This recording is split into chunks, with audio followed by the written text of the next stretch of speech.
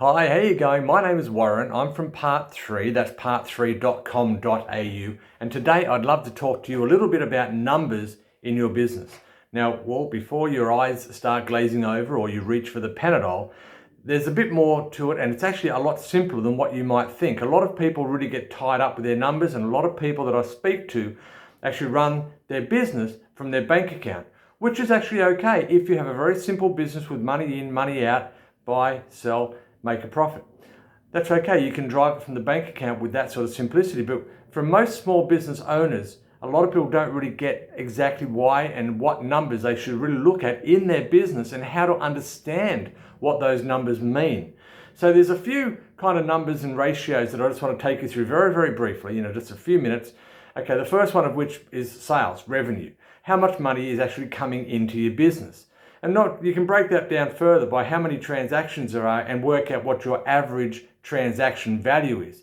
So by applying a small percentage increase to the average transaction value, you can actually make a significant increase to your overall annual sales. Now you might break those down to a weekly or monthly figure. Don't get tied down in the minutiae because things will go up and down. You don't want to get too negative if you have a bad day because you look at the overall. But a weekly, monthly, and quarterly is a good way to look at that. Another one is the conversion rate.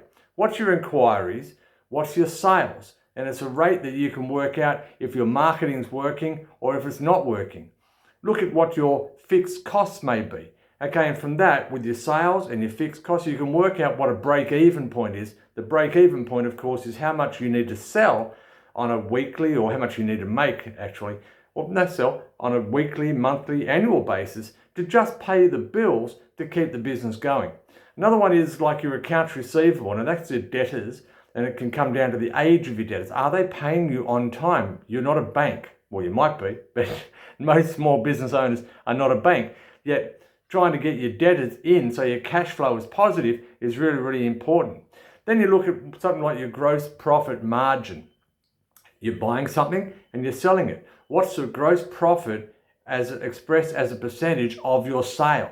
So your gross profit rate and your gross profit margin is a very important number to understand. If you're a service business or a logistics business, there's a lot more to it because you need to work out what your hourly cost is and what your potentially cubic cost is for a logistics business to work out what your break even is. How much it costs you to open the door in the morning. Then of course there's things like your working capital. Okay, now your working capital is your current assets less your current liabilities, and that essentially says how liquid you are, what your cash flow is for the next short term to be able to pay the bills that you have. So just understanding those basic numbers, there's a few more, but we won't bore you with this video.